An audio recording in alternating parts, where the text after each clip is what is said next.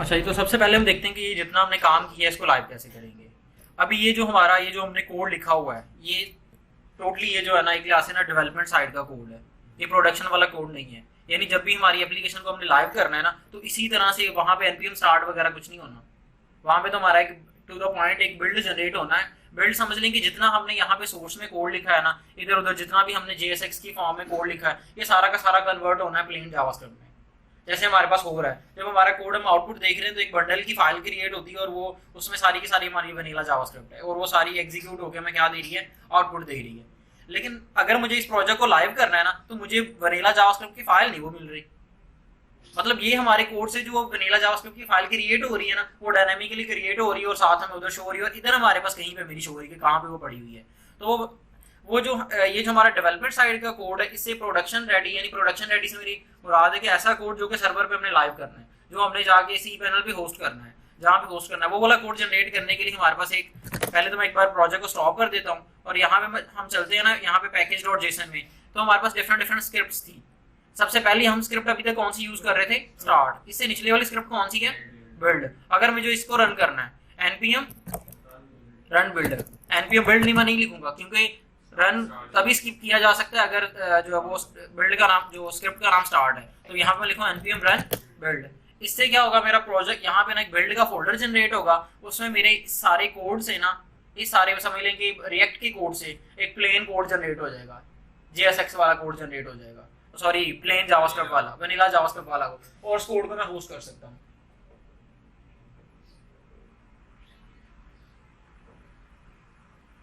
हाँ तो कुछ वार्निंग दे रहा, चलें देखते हैं क्रिएट होती है। नहीं अभी जनरेट होना है, ये देखो हो गया। ठीक है, हमारा बिल्ड जनरेट हो गया। यहाँ पे ये बिल्ड का फोल्डर जनरेट क्रिएट हुआ है। इसके अंदर कौन सी फाइल पड़ी हुई है, इसके अंदर रूट के अंदर index.html की फाइल पड़ी हुई है।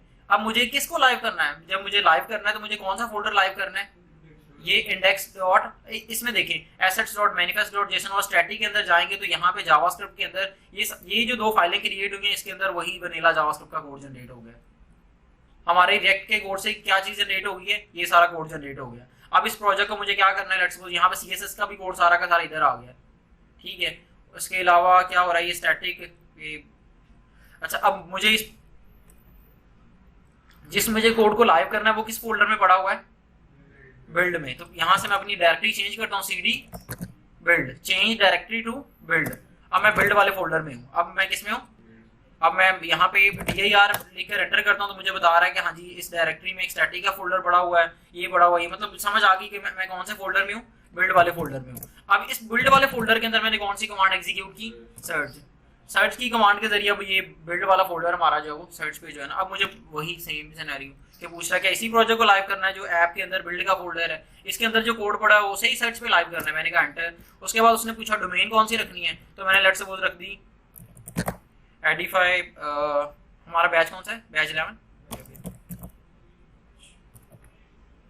ठीक है, एडिफाई वेब के नाम से लेट्स सपोज मैंने कर दी Edify web dot search dot sh, Edify hyphen web है। सर्च करते हैं, शायद ये देखें एग्जिस्ट करती थी हमारे पास वो सब डोमेन। चेंजेस करते हैं तो सेम इसी दोबारा बिल्ड जनरेट करनी है और सेम इसी डोमेन पे दोबारा पुश कर देना। जो हम बिल्ड जनरेट करेंगे वो उसमें ऑटोमेटिक अपडेट हो जाएगा या नई फाइल बन जाएगी, यार उसी में अपडेट हो जाएगा। यहाँ पे देखो, अब मैं उसी पे जाता हूँ, एडिफाई हाइफन वेब था dot search surg search dot sh। हाँ जी हो गया लाइव। कितना टाइम लगा, कोई भी नहीं। ब्लॉग्स में जाते हैं, हो रहा है सब कुछ, ऐड टू कार्ट करने से चल रहा है सब कुछ, ये ले हो गया लाइव प्रोजेक्ट। इतना टाइम लगा। और इसी को अगर हमें सी पैनल पे होस्ट करना होता तो ये जो बिल्ड के अंदर जितना भी कोड पड़ा है ये जाकर मैं सी पैनल पे रख देता। कहीं और होस्ट करना है तो मेनली कोड कौन सा होस्ट होगा, बिल्ड के अंदर जो पड़ा हुआ है। जी समझ आ गई, इतना काम था। अब ये लाइव भी है, ये किसी को आप लिंक शेयर करें या सब कुछ चलेगा। यहाँ से मैं इसकी डिटेल कहाँ से हमने की थी, हाइड कर दिया था डिटेल को। यहाँ पे हमने शायद /1 पे जाते हैं तो वो ब्लॉग की डिटेल वाला पेज। अच्छा यहाँ पे ना एक तो ये इशू है कि डायरेक्टली ये हमें एक्सेसिबल नहीं होती। यहाँ से मैंने लिंक नहीं किया हुआ। यहाँ पे इधर भी बता देता हूँ, लेट्स सपोज यहाँ पे ना ऐड टू कार्ट ही आ रहा है, मुझे वो ना रीड मोर का बटन जो है ना मैंने गायब कर दिया है, वो भी लगाता हूँ। साथ ही इसी को दोबारा क्या करता हूँ, लाइव करता हूँ। तो यहाँ देखिएगा अब ये बिल्ड मेरा जनरेट हुआ हुआ, मैं cd डॉट नेट करूंगा क्योंकि बिल्ड वाले फोल्डर से मुझे क्या आना है, बैक। ये मैं और इधर आके कर देता हूँ npm स्टार्ट, और जाके मैं वो जो चीज अपडेट करनी थी उसको अपडेट कर देता हूँ। वो कहाँ पे, कंपोनेंट्स के अंदर मेरे पास पड़ा हुआ ब्लॉक कार्ड, और ब्लॉक कार्ड के अंदर जहाँ पे मेरे पास है ना ये ऑथर के नेम के नीचे मुझे एक पैराग्राफ के अंदर लिखना है, लेट्स सपोज रीड मोर। क्या लिखना है, रीड मोर, बल्कि पैराग्राफ नहीं, एक लिंक टैग। क्या लगाना है, लिंक टैग लगाना है, ठीक है। ये लिंक इधर देखें, ये इंपोर्ट हुआ है डेट राउटर डॉम में से, और उसके ऊपर href मुझे क्या लगाना है, सॉरी टू में मुझे क्या लगाना है, टू के अंदर मुझे एक डायनामिक राउटर एंटर करना है। तो पहले मैंने जावास्क्रिप्ट की कर्ली ब्रैकेट्स लगाई और उसके अंदर मैंने क्या यूज किया, टेम्पलेट लिटरल्स को। जब भी मैं किसी भी ब्लॉक पे क्लिक करूंगा तो क्या होगा, पहले वो स्लैश ब्लॉक पे जाएगा और इसी के आगे ब्लॉक की, इसी ब्लॉक की क्या आ जाएगी, आईडी। तो यहाँ पे देखिए मुझे ब्लॉक का डेटा किसमें मिल रहा है, prop dot block dot ID. ये देखें इधर ही prop dot block dot ID, यहाँ पे मैं पास कर देता हूँ। तो यहाँ पे सेम ये इधर जो मैंने लगाया हुआ था इसको मैं रिमूव कर रहा हूँ। यहाँ पे देखिएगा ये मैंने चेंजेस कर दिए। यहाँ पे जाके आउटपुट में चेक करते हैं क्या ये चेंज चल रहा है। यहाँ पे फिलहाल मैंने लोकल पे उसको रन किया हुआ है। ब्लॉग्स पे चलता हूँ और यहाँ से मैं क्या करता हूँ, रीड मोर पे क्लिक करता हूँ। तो यहाँ पे देखें ब्लॉग की डिटेल वाला पेज भी ओपन हो गया। अब ये मैंने चेंज किया, अब इसको मुझे क्या करना है, अगेन इसको भी लाइव करना है। अच्छा एक तो मैं ये इस लिंक के बाद ना मैं एक BR टैग लगा रहा हूँ, ठीक है। ये रीड मोर इधर और ये ऐड टू कार्ट इधर। स्टाइलिंग पे अभी हम फोकस नहीं कर रहे, सिर्फ ये देखें चल रहा है सब कुछ। अच्छा अभी इतने को मैं अगेन क्या करना है, दोबारा से लाइव कर देना है कि चेंजेस कर दिए, अब इसको दोबारा से अगेन लाइव करना है। सर्वर को स्टॉप किया, फिर cd बिल्ड, क्यों बिल्ड तो अभी हमने जनरेट की नहीं, npm run build, again build generate किया। तो अब हमारे का बिल्ड वाला जो ऑलरेडी फोल्डर जनरेटेड था ना, वही क्या हो जाएगा, अपडेट हो जाएगा। और हमने उसको फिर उसको क्या कर देना है, सर्च भी सेम डोमेन पे क्या कर देना है, पुश कर देना है।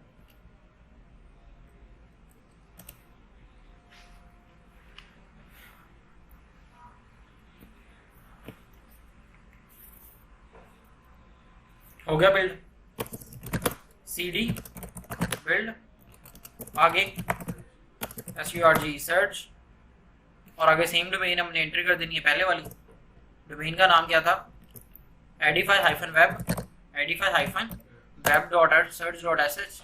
उसी पे हमने अगेन क्या कर दिया, उसे कोड को, बिल्ड को दोबारा उधर ही लाइव कर दिया। जाके चेक करते हैं इसको, ये देखें ये है ना ओपन किया हुआ हमने, एक मिनट, edify-web.search.sh। दोबारा ब्लॉग पे चलते हैं। यहाँ पे देखें रीड मोर का बटन आ गया, क्लिक करते हैं, चल रहा है। ये देखें हमारी ये लाइव डोमेन पे ही कोड हमारा चल रहा है। यहीं पे हम क्या कर देंगे, जब हमारे पास ये प्रोजेक्ट किसी हम प्रोडक्शन रेडी समझ लें कि सर्विस पे डिप्लॉय करेंगे, वहाँ पे इधर हमारी क्या लग जाएगी, अपनी डोमेन जो हमने डोमेन परचेज की हुई है वो यहाँ पे हमारी अटैच हो जाएगी, तो वो ऑटोमेटिक आ जाएगी। हाँ जी ठीक है।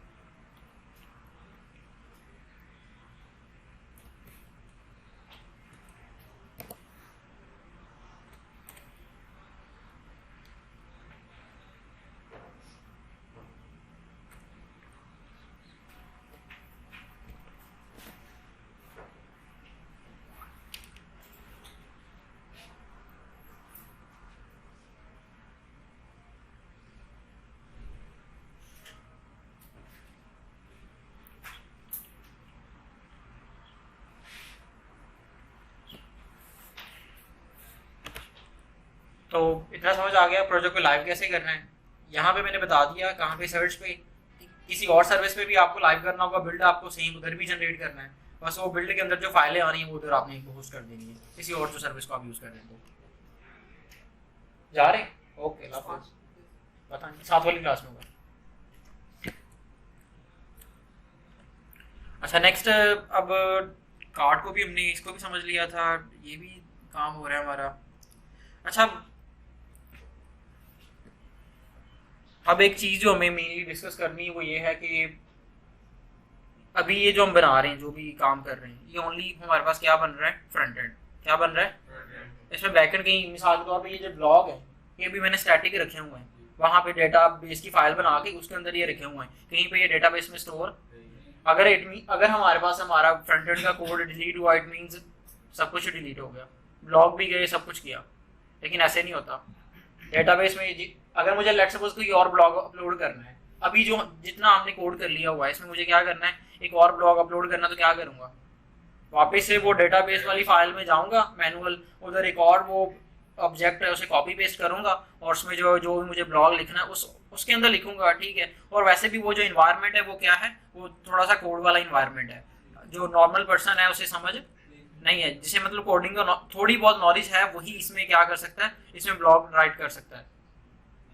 यानी हर बार जब भी मैं कोई नया ब्लॉग अपलोड करूंगा तो मैं किधर जाऊंगा, पहले मैं डेटाबेस वाली फाइल में जाऊंगा, उसमें नया ब्लॉग जो है वो टाइप करके इधर जो पेस्ट करूंगा, इसी तरह से टाइटल, इसी तरह से इमेज, इसी तरह से सब टाइटल, और बाद में क्या करूंगा, उसको अगेन बिल्ड जनरेट करूंगा और अगेन क्या करूंगा, लाइव करूंगा, अगेन लाइव करूंगा, फिर जाके मेरी आउटपुट जो मुझे शो होगी। यहाँ पे क्या, अच्छा तो जितनी भी हमारे पास डायनामिक एप्लीकेशंस होती हैं वो बार बार क्या लाइव कर रहे होते हैं एप्लीकेशन को। मिसाल के तौर पे कोई न्यूज़ की एप्लीकेशन है, हर 1 घंटे बाद एक न्यूज़ हेडलाइन उन्होंने अपलोड करनी होती है, या हर 2 मिनट बाद कोई नई न्यूज़ उन्होंने अपलोड करनी होती है, तो क्या दोबारा से वो रीबिल्ड जनरेट करते हैं। या फिर डायनामिक एप्लीकेशन जितनी भी आप सोशल मीडिया यूज़ करते हैं, उसमें आप जब आप नई पोस्ट अपलोड करते हैं, आपको एक फॉर्म दिया होता है, फॉर्म के थ्रू आप नई पोस्ट अपलोड करते हैं, अपने आप ही क्या हो जाता है, क्या वो बैकएंड पे दोबारा से बिल्ड जनरेट हो रहा होता है, नहीं। मतलब सिस्टम में उनका कुछ ऐसा होता है, मैकेनिज्म ही कुछ ऐसा होता है कि ऑटोमेटिक क्या होता है, वो जो आप डेटा फिल कर रहे हैं वो जाके स्टोर हो जाता है डेटाबेस में से। ये जो फाइल होती है ना, ये फाइल एक्चुअल में कोड में नहीं पड़ी होती, ये जो हमने डेटाबेस की फाइल इधर अपनी क्रिएट की हुई है ये इधर नहीं पड़ी होती, ये डेटा किधर पड़ा होता है, मेनली डेटाबेस में पड़ा होता है। और आपको उन्होंने क्या दिया होता है, एक फॉर्म दिया होता है। जैसे आप सोशल मीडिया यूज करते हैं तो आपको क्या दिया हो, न्यू पोस्ट करने के लिए एक फॉर्म दिया हुआ है, वहाँ पे आप पिक्चर अपलोड करते हैं, अपना टेक्स्ट लिखते हैं और उसको क्या कर देते हैं, पोस्ट कर देते हैं, वो सारा डेटा जाके स्टोर हो जाता है कहाँ पे, सीधा ही डेटाबेस में।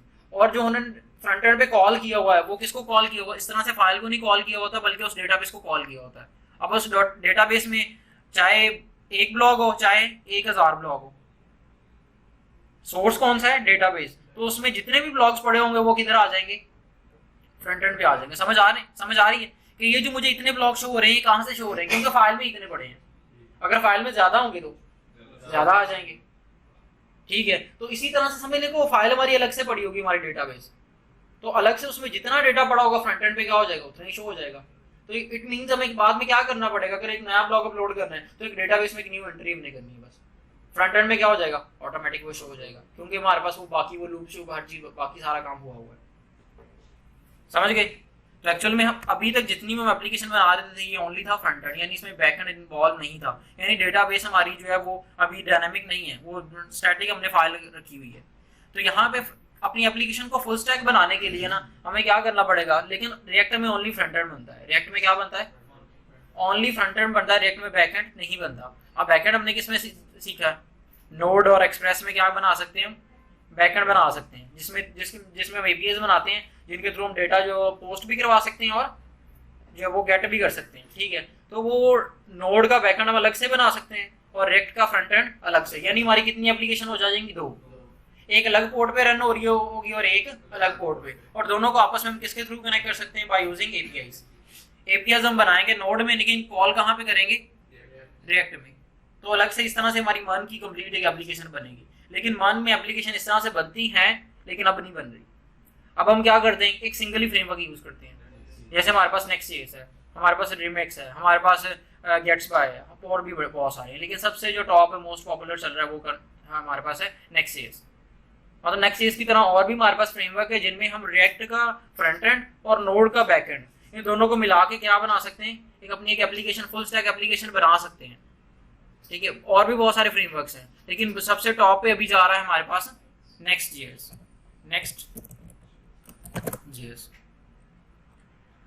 इसको मैं ओपन करता हूं तो क्या लिखा हुआ है टॉप पे, रिएक्ट फ्रेमवर्क फॉर वेब, यानी यहाँ पे एक वर्ड जो हमें ज्यादा नोट करना वो क्या है, रिएक्ट, यानी ये रिएक्ट का ही आगे फ्रेमवर्क है, इसको हम यूज करके क्या बना सकते हैं, अपने फुल स्टैक एप्लीकेशंस बना सकते हैं। हम अलग अलग से भी बना सकते हैं, लेकिन अलग अलग से जो 2 एप्लीकेशंस होती हैं तो उनका आपस में कम्युनिकेट करने में बड़े इश्यूज आते हैं। कोड्स के एरर आते हैं। एप्लीकेशन बाय डिफॉल्ट दो एप्लीकेशन है ना विदाउट एनी परमिशन एक दूसरे को डेटा एक्सेस नहीं कर सकती, तो वहां पे 2-3 कोड्स के भी एरर्स आते हैं। लेकिन अगर हमारे पास सिंगल एक प्रोजेक्ट होगा जिसमें फ्रंट एंड भी होगा बैक एंड भी होगा, तो वो वाले इश्यूज हमें नहीं आएंगे जो कि दोनों एप्लीकेशन की आपस में कनेक्टिविटी के दौरान आते हैं। ठीक है, तो ये हम अलग से नोड का बैकएंड बना सकते हैं। मैं क्या करता हूँ, एक छोटा सा बैकएंड बना के आपको जो है ना वो जो है ना एक बार ओवरव्यू दे देता हूँ।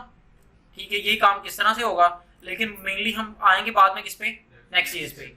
मैं डायरेक्टली आपको नेक्स्ट.जेएस पे जंप नहीं करवा रहा, क्यों, क्योंकि आपने थोड़ा सा आपको जो है ना समझ लें कि नेक्स्ट.जेएस का आपको ना फायदा नहीं नजर आने फिर कि इसका ज्यादा ये इतना ज्यादा यूज क्यों होता है। यहाँ पे जिधर मेरे पास रिएक्ट.जेएस का ये फोल्डर बना हुआ है ना, इसमें माई ऐप एप्लीकेशन है। इस माई एप्लीकेशन के सारे कोड को मैं कट कर रहा हूँ और यहाँ पे एक और न्यू फोल्डर बनाया मैंने फ्रंट एंड के नाम से। किस नाम से, फ्रंट एंड के नाम से एक मैंने फोल्डर बनाया और वो सारा कोड इधर मैंने शिफ्ट कर दिया। माई एप्लीकेशन के अंदर एक और मैंने फोल्डर बनाया जिसका मैंने नाम रख दिया लेट्स सपोज बैकएंड या फिर एपीआई, कुछ भी रख सकता हूँ। मैंने बैकएंड ही रख दिया। क्या रख दिया, फोल्डर का नाम रख दिया बैकएंड। इसमें हम नोड का क्या बना लेंगे, बैकएंड, और जिसके साथ क्या अटैच होगी हमारी फ्रंट एंड, और जो बैकएंड यहाँ पे क्या हो जाएगा, अलग अलग से अटैच हो जाएगा। बैकएंड पे किस तरह से काम करना है, नोड में किस तरह से डेटाबेस को कनेक्ट करना है, ये सारी चीजें हमने इनका एक बार हमने ओवरव्यू लिया हुआ है। ऐसे ही है, इसमें एप्लीकेशन में किस तरह से काम करना है हमें पता है। इसमें सबसे पहले क्या होता है, एनपीएम को हमने क्या करना होता है, इनिशियलाइज, एनपीएम इनिट करना है। तो हमें वो कुछ क्वेश्चंस पूछेगा, मैं बस एंटर करके क्या हो जाएगी, हमारे पास package.json की फाइल हो जाएगी क्रिएट। अब इसमें क्या करना है, कुछ मुझे npm पैकेजेस इंस्टॉल करने, जैसे नंबर 1 पे हमें क्या चाहिए, एक्सप्रेस। उसके अलावा हमें क्या चाहिए, नोडमोन। उसके नोडमोन को बल्कि मैंने ग्लोबली अपने सिस्टम इंस्टॉल किया हुआ है। उसके अलावा मुझे क्या चाहिए, मोंगोज, क्या, ताकि मैं क्या कर सकूं, मोंगोडीबी की एप्लीकेशन के साथ कम्युनिकेट कर सकूं। इन दोनों को मैं इंस्टॉल करता हूं। साथ ही मैंने क्या किया कि index.js की फाइल क्रिएट कर ली और इसके अंदर हमने एक्सप्रेस का एक सर्वर क्रिएट करके उसको किसके साथ कम्युनिकेट करवा लेना, अपनी रिएक्ट की एप्लीकेशन के साथ। तो यहाँ पे मैं सबसे पहले एक्सप्रेस को जो क्या कर रहा हूँ, इंपोर्ट कर रहा हूँ। Const express is equal to require. इसमें हम किस तरह से चीजों को इंपोर्ट करते हैं, रिक्वायर मेथड के थ्रू। रिक्वायर क्या चीज, एक मिनट इसको थोड़ा, अभी तक इधर सही नजर आ रहा है नहीं, एक मिनट, अभी अब ठीक है। यहाँ पे देखिए, ये मैंने express const express is equal to require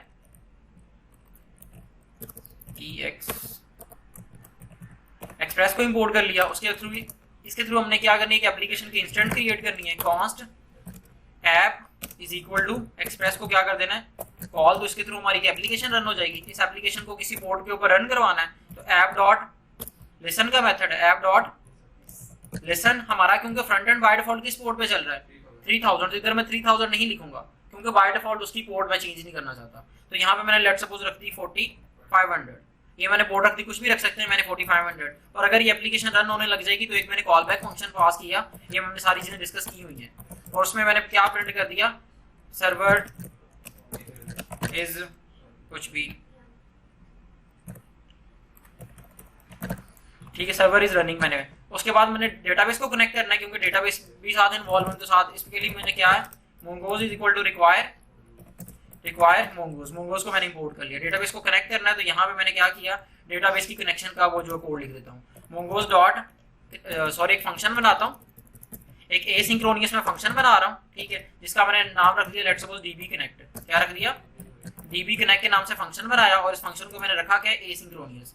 और इसके अंदर मैंने क्या करना, अपनी डेटाबेस की कनेक्टिविटी का कोड लिख देना है। ट्राई कैच लगाया कि डेटाबेस की कनेक्टिविटी में अगर कोई एरर आया तो क्या हो जाएगा, वो कैच वाले पार्ट में चले जाएगा और क्या प्रिंट कर देगा, लेट्स सपोज नॉट कनेक्टेड, क्या नॉट कनेक्टेड टू डीबी, वो प्रिंट हो जाएगा।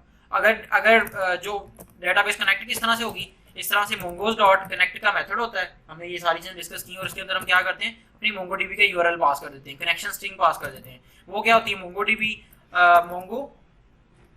डीबी हमारे पास प्रोटोकॉल है और आगे हमारे पास डबल फॉरवर्ड स्लैश लगानी है। उसके बाद हमने अपनी मोंगोडीबी का बताना है कि मोंगोडीबी किस पोर्ट पे रन हो रही है। बाय डिफॉल्ट लोकल होस्ट पे आईपी एड्रेस क्या होता है, 127.0.0.1, ये हमारे पास आईपी होता है। और पोर्ट नंबर लोकल होस्ट का क्या होता है, 27017 और स्लैश लगा के मैंने डेटाबेस का नाम देना है। तो मैंने लेट्स सपोज दे दिया ब्लॉग ऐप, क्या दे दिया, ब्लॉग ऐप मैंने जो है उसका नाम दे दिया।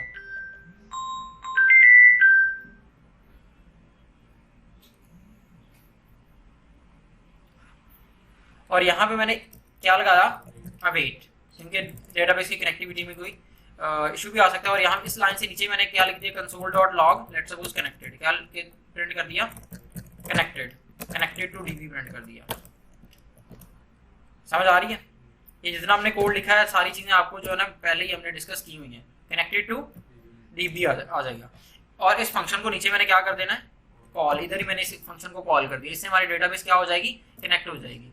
अब एक और चीज करते हैं, अब हमने क्या करना है, डिफरेंट हमने क्या बनाने, राउट्स बनाने हैं और डिफरेंट मॉडल्स बनाने हैं। तो एक हमने मॉडल्स का फोल्डर बना लिया और दूसरा क्या बना लिया, राउट्स का फोल्डर बना लिया। ठीक है, ROUTES। मॉडल्स में हमारे पास मेनली हम ब्लॉग पे काम कर रहे हैं, तो मैंने मॉडल का नाम भी क्या रख लिया, ब्लॉग्स। क्या रख लिया, यानी ये क्या, जो ब्लॉग हमारा डेटाबेस में स्टोर होगा उसमें कौन कौन सी फील्ड्स होंगी, समझ रहे हैं? यहाँ पे मैंने क्या दे दिया, यहाँ पे मैंने अपने उसका स्कीमा क्रिएट किया। क्या क्रिएट करना है, स्कीमा। तो उसके लिए भी हमने क्या करना है, इंपोर्ट करना है मोंगोज को। Import const mongoose is equal to require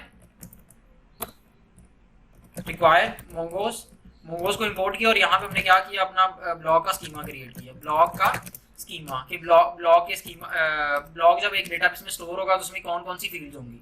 तो इसे हम किस तरह से क्रिएट करते थे, न्यू मोंगोज डॉट स्कीमा, और इसके अंदर हम बता देते कि कौन कौन सी फील्ड्स होंगी ब्लॉग में। तो हमारे पास फिलहाल के लिए, अगर मैं फ्रंट एंड में जाऊं, टाइटल है, सब टाइटल है,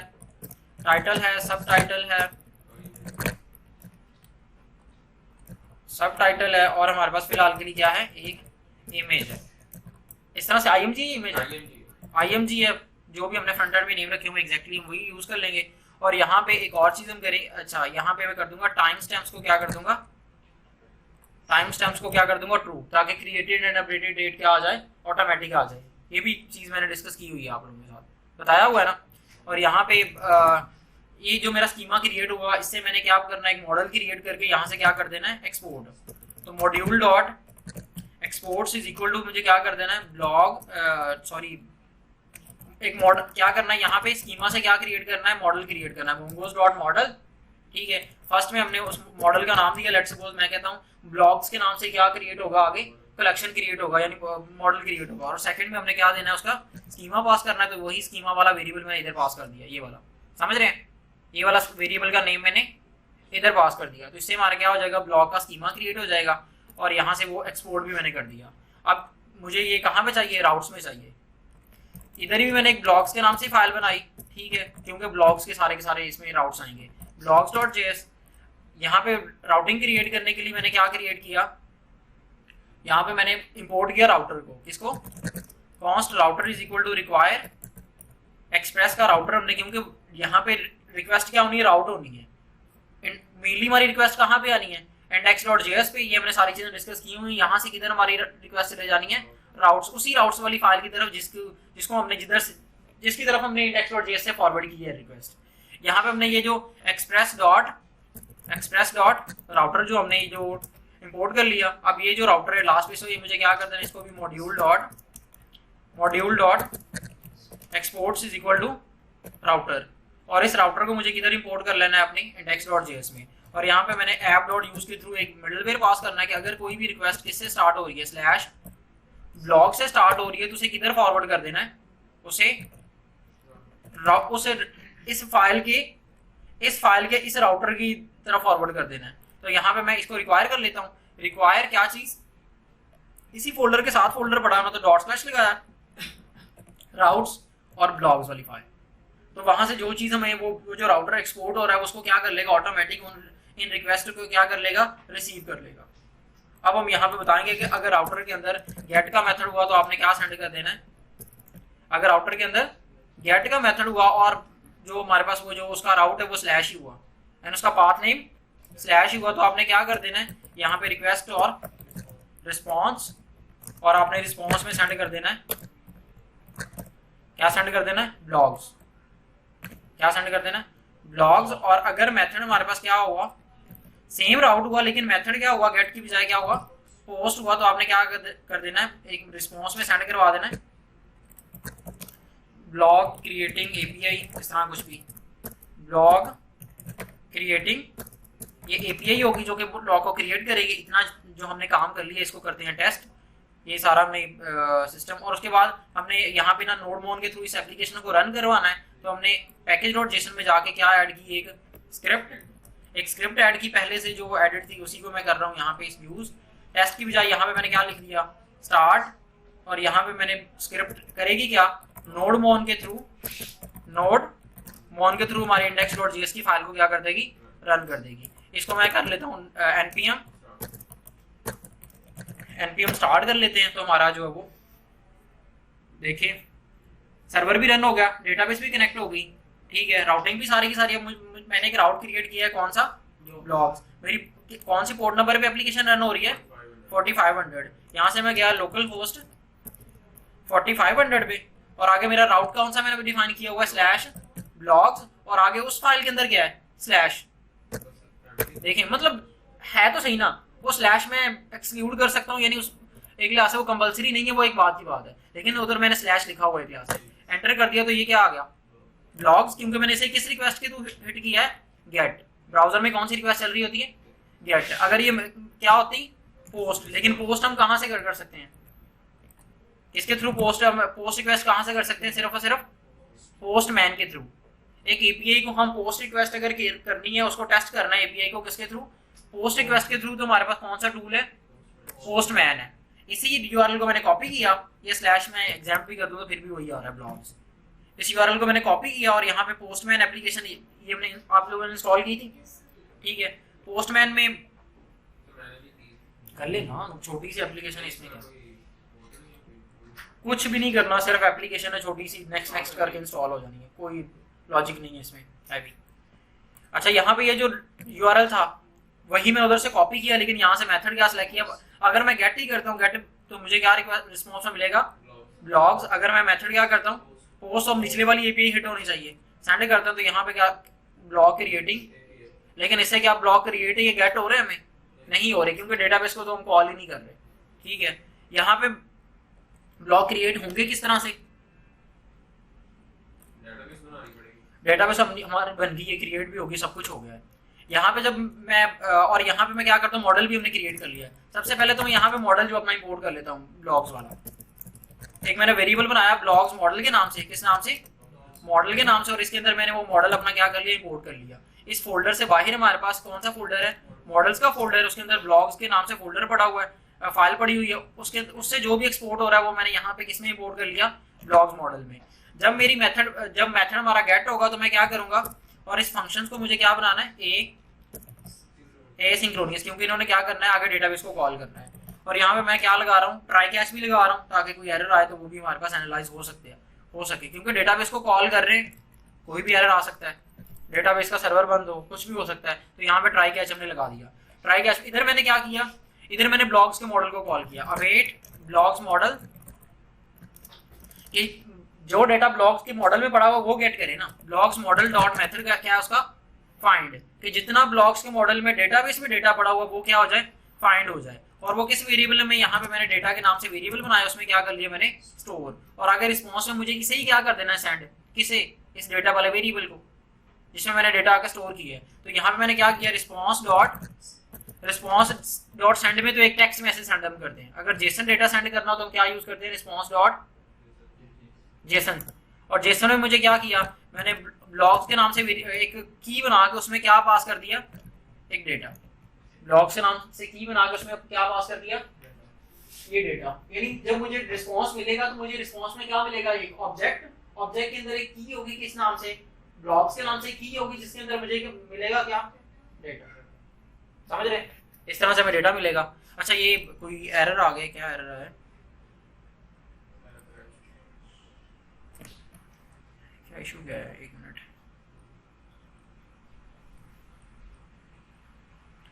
required models, everything is working. क्या हमने वहां से एक्सपोर्ट किया था सही तरह से, मॉडल को एक्सपोर्ट किया हुआ है, module dot exports is equal to mongoose dot model. Okay,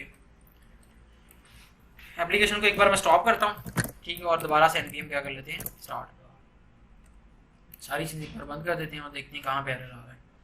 यहाँ पे एरर आ रहा है स्कीमा कॉन्फ़िगरेशन में।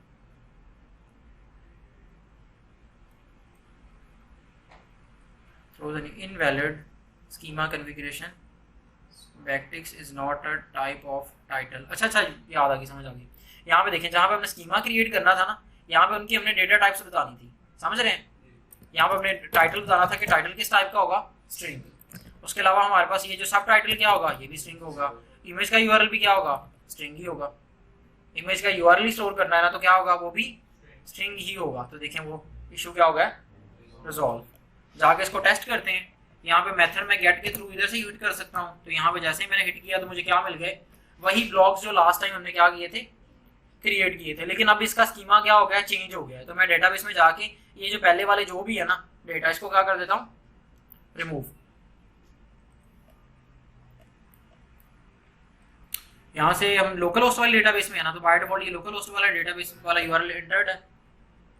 इसको कनेक्ट किया और यहाँ पे अपने एप्लीकेशन का क्या नाम दिया था, blog iPhone app, blog app. और इसके अंदर क्या है, ब्लॉग्स के नाम से ये जो है वो इस कलेक्शन को, पूरी की पूरी कलेक्शन को मैं क्या कर रहा हूँ, ड्रॉप कलेक्शन किया।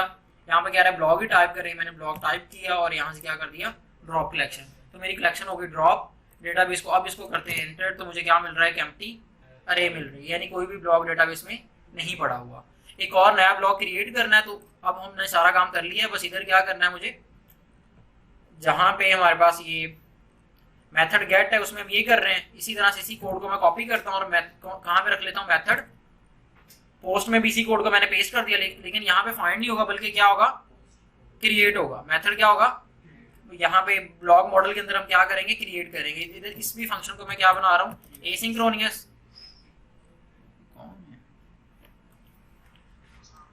हेलो वालेकुम अस्सलाम जी, कौन?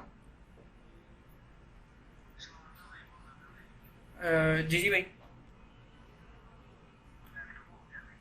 यार लैपटॉप जो है ना, मैं आज आके जो है ना उसको देखता हूँ अच्छी तरह से। वो ना अभी तो हुआ नहीं था, मैंने ना उसकी रैम का इशू है। मैं ना रैम आज जो है ना लेके जाऊँगा यहाँ से रेक्सी से, तो ना आज उसे जो है ना लगा के जो है ना कर दूंगा इंशाल्लाह। ठीक है, ओके, अल्लाह हाफिज़।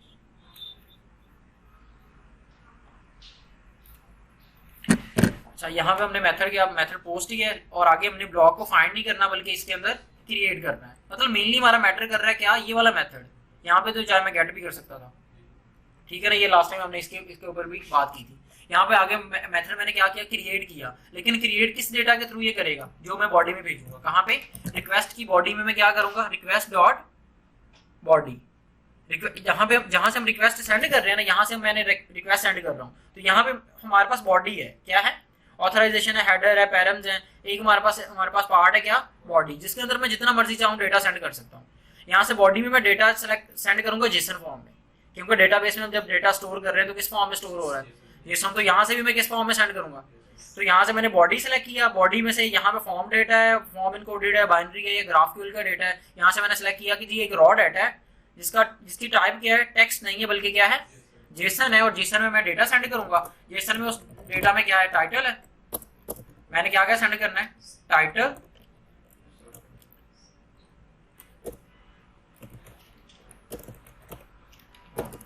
सब टाइटल, एग्जैक्ट वही नेम लिखेंगे जो डेटाबेस में है। और यहाँ पे क्या आएगा, IMG लास्ट वाले, इसको हिट खत्म करते हैं। यहाँ पे क्या होगा, यहाँ पे जिस डेटा के थ्रू, और देखें जो ब्लॉग हमारा क्रिएट होगा वही हमें रिस्पॉन्स में क्या हो जाएगा, मिल जाएगा। ब्लॉग्स नहीं, मैं सिर्फ रख दूंगा की का नाम भी क्या रख दूंगा, ब्लॉग। और उस ब्लॉग के अंदर मुझे क्या मिल जाएगा, वही ब्लॉग जो डेटाबेस में क्या हुआ है, क्रिएट हुआ है। अच्छा, यहाँ से इसको क्या करते हैं, इसके अंदर मैंने टाइटल लिखा, लेट्स सपोज कुछ भी हेलो, और यहाँ पे इसमें मैंने लिख दिया सब टाइटल। और इसके अंदर मैंने IMG का कुछ URL देना है, मैंने कुछ भी यहाँ पे कुछ लिख दिया, IMG: URL, ठीक है। कुछ भी मैं लिख के इसको क्या कर दिया, सेंड। तो ये देखिए मेरा ब्लॉग क्या हो गया है, क्रिएट। यहाँ पे ब्लॉग वाली की के अंदर मुझे क्या मिला है, एक ऑब्जेक्ट, उसी तरह से मिला है जिस फॉर्मेट में मैंने उधर से रिस्पॉन्स सेंड किया है। रिस्पॉन्स के अंदर एक मैंने ऑब्जेक्ट भेजा है।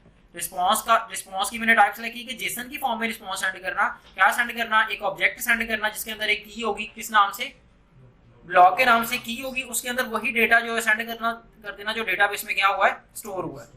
वही मुझे क्या मिल रहा है, अब इधर मिल रहा है। और अब इस गेट वाली API को भी मैं हिट करूंगा तो मुझे क्या मिलने लग गया, वही ब्लॉग मिलने लग गया है। मुझे समझ आ गई। ये वो हमारा रिएक्ट का क्या बन गया, एक बैकएंड बन गया, नोड के थ्रू बैकएंड बन गया, और रिएक्ट के थ्रू हमने क्या बना लिया हुआ है, फ्रंट एंड बना लिया हुआ है। जहां पे हम क्या कर रहे थे, अब वो ब्लॉक जहां पे हम उठा रहे थे ना वो डेटाबेस वाली फाइल से फ्रंट एंड में, अब हम ब्लॉक कहां से उठाएंगे, यहाँ से इस एपीआई को कॉल करेंगे। कौन सी एपीआई, इस एपीआई को कॉल करेंगे, लोकल होस्ट 4500 और ब्लॉक। अब यहाँ पे देखें ये दोनों अलग अलग से एप्लीकेशंस हैं। पहले हम टेस्ट करते हैं क्या ये दोनों एप्लीकेशन आपस में डायरेक्टली कम्युनिकेट कर सकती हैं, जो कि मुझे नहीं लगता कि करेंगी। ठीक है, आपको क्या लगता है कि एक 4500 पे लगा एप्लीकेशन है और एक हमारे पास 3000 पे, दो एप्लीकेशन क्या डायरेक्टली विदाउट एनी परमिशन क्या उसको एक दूसरे का डेटा एक्सेस कर सकती हैं? नहीं कर सकती। तो पहले मैं क्या करता हूँ, ब्राउजर को बंद करके ये जो सब कुछ है इन्हें बंद किया, पोस्टमैन रिकॉर्डिंग चल रही है, माई एप्लीकेशन वाले पूरे के पूरे फोल्डर को मैंने किधर ओपन कर लिया, वीएस कोड में, जिसमें हमारे पास फ्रंट एंड भी पड़ा हुआ है और बैक एंड भी पड़ा हुआ है।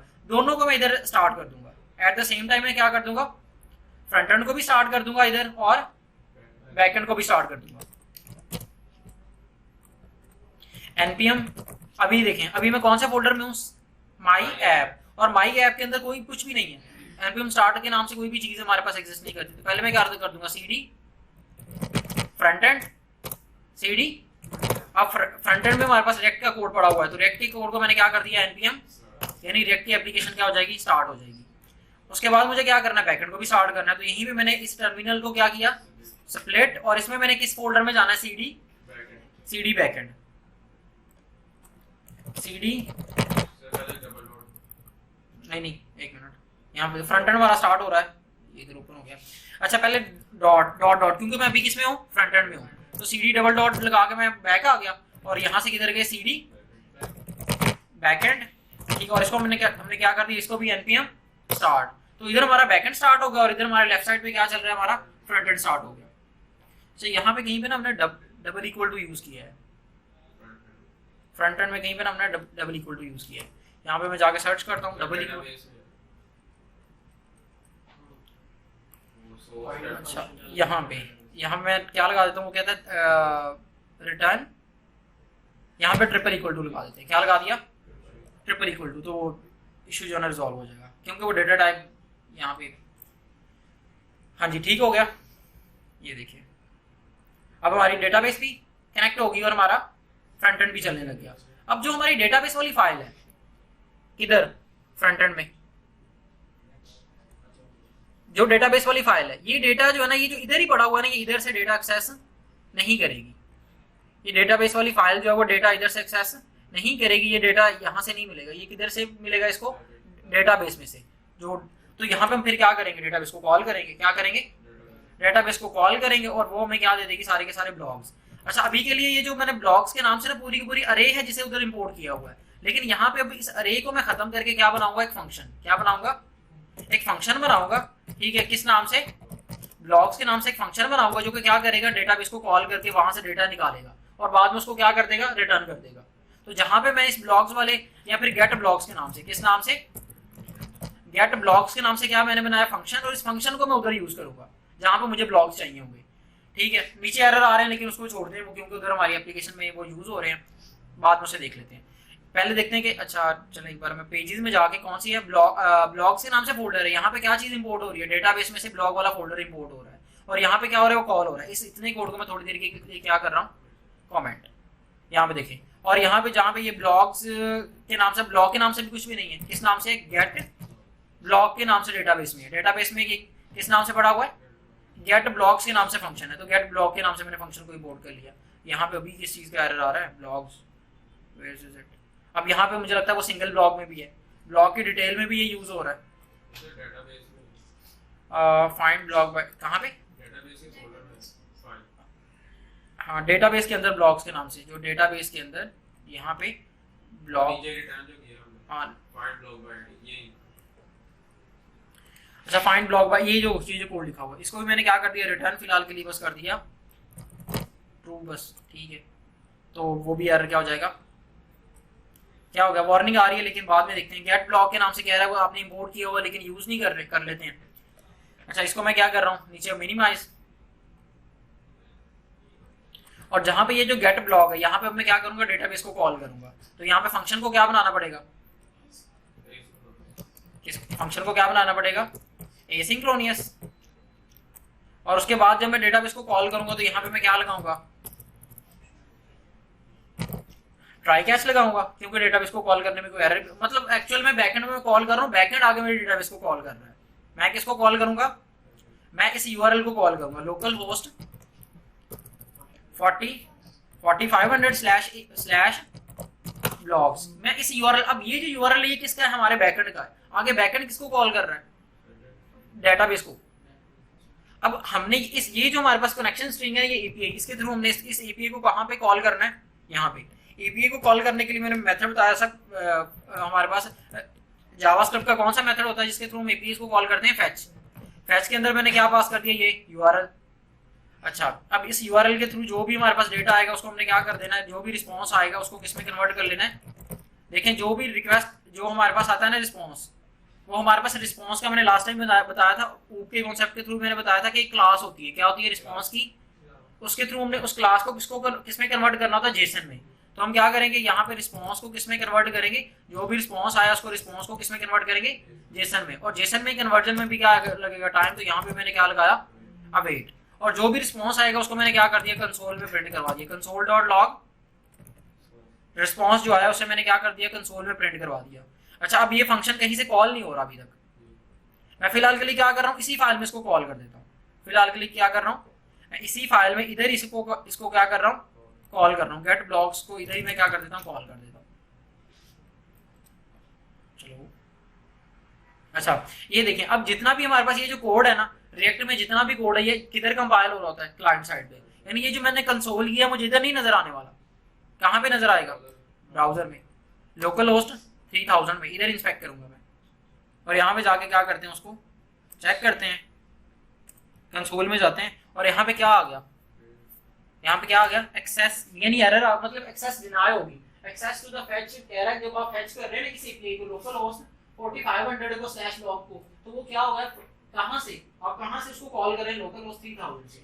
वो कह रहे हैं आप यहाँ से किस एप्लीकेशन को कॉल कर रहे हैं, लोकल होस्ट 3000 से किसको कॉल कर रहे हैं, लोकल होस्ट 4500 को जो आप कॉल कर रहे हैं। तो वो कह रहे हैं वो block has been blocked by course policy. ये कोर्स पॉलिसी हमारे पास एक विंडोज में या फिर हर एक एप्लीकेशन में। हाँ जी सर, जागे। अच्छा, चीजें थोड़ी सी सारी जो ना front end back and combine हो रहा है, 1-2 दिन आपको ऐसे ही लगेगा, बाद में चीजें जो है ना नॉर्मल। अच्छा, यहाँ पे क्या हो गया, हमारी 3000 जो 3000 पोर्ट को किसने ब्लॉक कर दिया है, 4500 में। किस पॉलिसी के थ्रू, कोर्स पॉलिसी के थ्रू। इस पॉलिसी का जो है ना कंप्लीट नेम होता है क्रॉस ओरिजिन रिसोर्स शेयर। क्या होता है, ये जो कोड्स है ना, इसका कंप्लीट एब्रीविएशन क्या होती है, क्रॉस ओरिजिन रिसोर्स शेयरिंग। यानी दो एप्लीकेशन जो कि अलग अलग पोर्ट पे रन हो रही हैं, वो इनडायरेक्टली एक एप्लीकेशन दूसरी एप्लीकेशन को कॉल नहीं कर सकती विदाउट एनी परमिशन। तो ये परमिशन किसने देनी है, नहीं बैक। देखें फिलहाल कौन किसको एक्सेस कर रहा है, 3000 एक्सेस कर रहा है 4500 को, और ब्लॉक कौन कर रहा है, 4500। तो अब एक्सेस किसने देनी है, 4500 है, यानी किसने एक्सेस देनी है, बैकएंड ने। तो बैकएंड में हमारे पास किस चीज का, अच्छा, और एरर किस चीज का आ रहा है, कोर्स का। हमने कोर्स को क्या करना है, अलाउ करना है, किस एप्लीकेशन के लिए, 3000 के लिए। यानी हमने 4500 से अलाउ किस चीज को करना है, 3000 एप्लीकेशन को अलाउ करना है कि वो हमारे डेटा को क्या कर सके, एक्सेस कर सके। उसके लिए हमारे पास एक एनपीएम पैकेज है, उसका नाम भी कोर्स ही है। क्या एप्लीकेशन, उस एनपीएम पैकेज का नाम है कोर्स। इनके नाम से एनपीएम पैकेज है, जिसके थ्रू हम क्या करते हैं, डिफरेंट एप्लीकेशन को अलाउ करते हैं, अलाउ या डिसअलाउ भी कर सकते हैं। तो ये कोर्स के नाम से एप्लीकेशन, इसका कंप्लीट नेम इधर कहीं शायद चले, एनपीएम आई कोर। आपने कोर्स सर्च करना है, तो सॉरी हिट करना है, तो इसके थ्रू आपका वो एनपीएम पैकेज क्या हो जाएगा, इंस्टॉल हो जाएगा। एक मिनट बस, एक इतना सा काम है और कुछ भी नहीं है। अच्छा, इस बैकएंड को मैंने क्या किया, थोड़ी देर के लिए स्टॉप किया, npm i कोर्स किया, तो क्या हो जाएगा, हमारे पास इंस्टॉल हो जाएगा। आधा घंटा तुम आपके यूनिवर्सिटी के प्रॉब्लम पे डिस्कशन करते रहे। npm i किया, इंस्टॉल हो गया। अगेन क्या कर लेते हैं, npm स्टार्ट, और इधर बैकएंड में जाके सारे में टैब यहाँ से क्या कर रहा हूँ, क्लोज,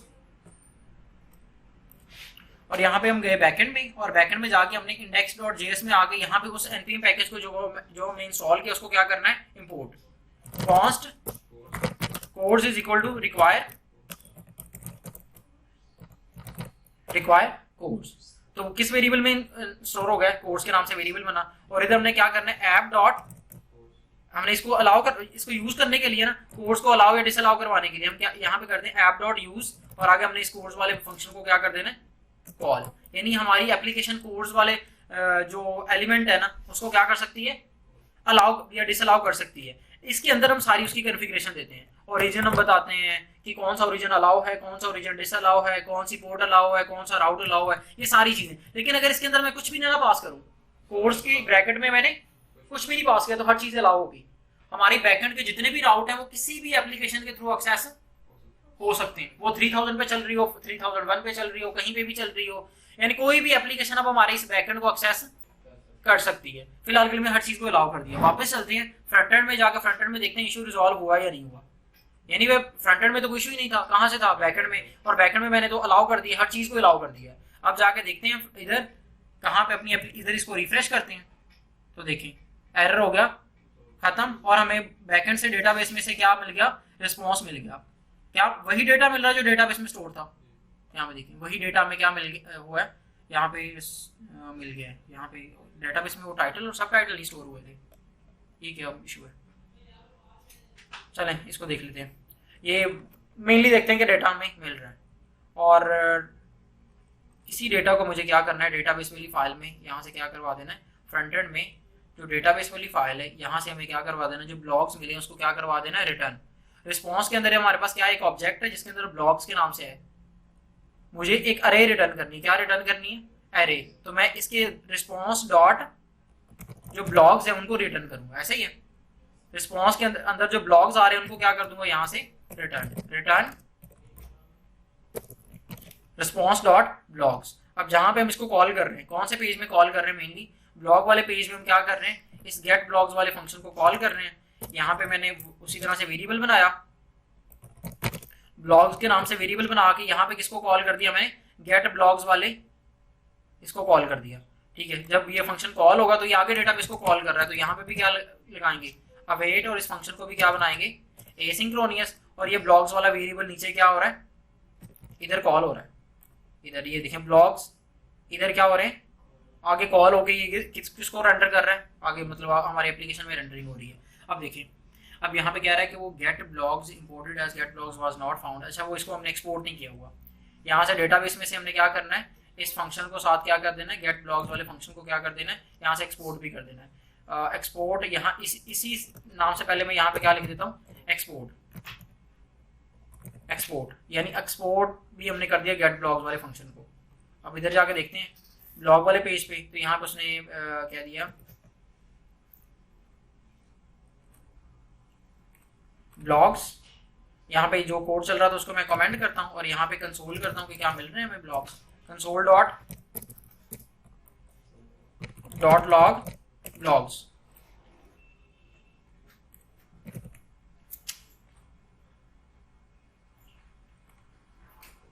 ये देखें डेटा मिल रहा है, डेटा एरे है, एरे इधर कॉल भी हो रही है। यहाँ बस एक मैं लगाऊंगा क्वेश्चन मार्क कि अगर ब्लॉग्स एक्सेसिबल हैं तो फिर ही आगे मैप चलेगा। ओके, अगर ब्लॉग्स एक्सेसिबल हैं तो फिर ही आगे क्या हो, बस इधर मैंने क्वेश्चन मार्क लगा दिया इस ब्लॉग के वेरिएबल के बाद। अब देखते हैं यहाँ पे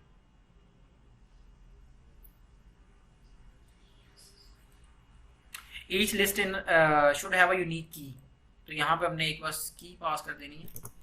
की में मैंने पास कर दिया आई, चलो अच्छा, तो यहाँ पे ऑब्जेक्ट वैलिड नॉट रिएक्ट। तो जब ये डेटा आगे जा रहा है ब्लॉक कार्ड में, जब ये डेटा जा रहा है तो यहाँ पे कोई एरर आ रहा है। यहाँ पे इस चीज को मैं कर रहा हूँ कमेंट, जितना भी कोड हमारे उसको यूज कर रहा था यहाँ पे उसको मैंने कमेंट कर दिया। यहाँ पे प्रॉप्स के अंदर डेटा आ रहा है, मैं कंसोल डॉट लॉग करता हूँ props,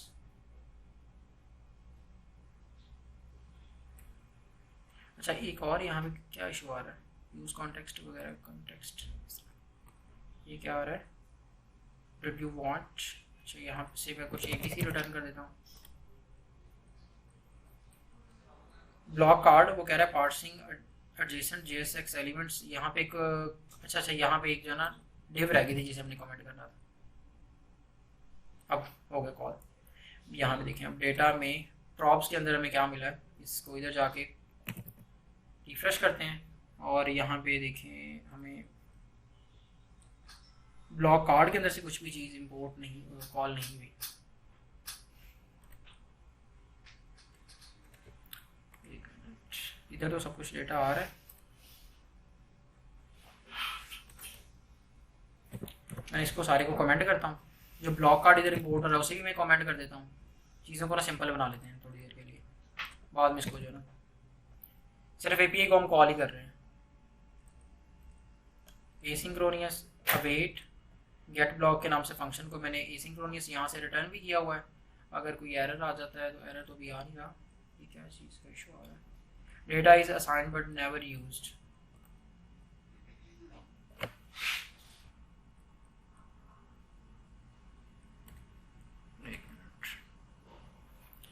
You mean to render a collection of children use array instead। यहाँ पे एरर आ गया है, इसको मैं क्रॉस करता हूँ। होम पेज पे चलते हैं। होम पेज पे जाने के बाद मैं ब्लॉग वाले पेज पे गया। ब्लॉग वाले पेज पे कोई इशू आ रहा है। अच्छा ब्लॉग वाले पेज पे क्या इशू आ रहा है कि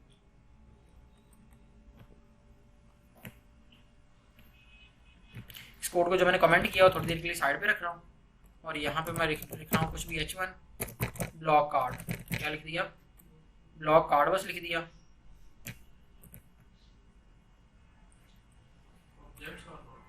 यहाँ पे क्या इशू बन रहा है, एक मिनट। यहाँ पे मैंने इसको भी कमेंट कर दिया, ये ब्लॉक को भी कमेंट कर दिया। सिर्फ टेस्ट करते हैं ब्लॉक कार्ड आ रहा है। जल्दी कर रहे हैं बस इस वजह से ना। Objects are not a valid React child. यार ऐसे करते हैं, जो हम कॉलिंग कर रहे हैं ना सारे को मैं Ctrl+Z कर रहा हूँ। जितना भी हमने काम किया उसको वापस मैंने कर दिया और इधर मैंने ब्लॉक कार्ड में भी जो मैंने चेंजेस किए हैं बैकएंड सारा जो है ना मैंने अलग साइड पे कर दिया थोड़ी देर के लिए कि हम बैकएंड जो है ना नेक्स्ट क्लास में इसको कनेक्ट कर लेंगे। बैकएंड बना लिया हमने सारा, मैंने Ctrl+Z करके वापस कर दिया सारा कोड। ओके तो इसको हम कॉल मैंने कहीं भी नहीं किया, बस फ्रंट एंड बन गया, बैकएंड बन गया। यानी फ्रंट एंड में आज हमने कोई काम नहीं किया, ये बैकएंड ही किया हमने। ये बैकएंड जो हमने जो ये जितना काम किया ये हमने नेक्स्ट क्लास में जो है ना इनको आपस में कनेक्ट कर लेना, ठीक है। और फ्रंट एंड में हमने ये आज समझा कि अपनी एप्लीकेशन को लाइव किस तरह से करना है, ठीक है। ये दो चीज़ें हमने डिस्कस की हैं, ओके। और जो आपने बैकएंड जो है ना इतना जो है काम जो है ना आप लोगों ने करके लाना है, ठीक है। बैकएंड में इसी तरह से छोटी सी एप्लीकेशन जो है ना आप लोगों ने बना के लानी, जिसमें ब्लॉग जो है ना वो सारे के सारे स्टोर भी हो रही हों, गेट भी हो रहे हों। और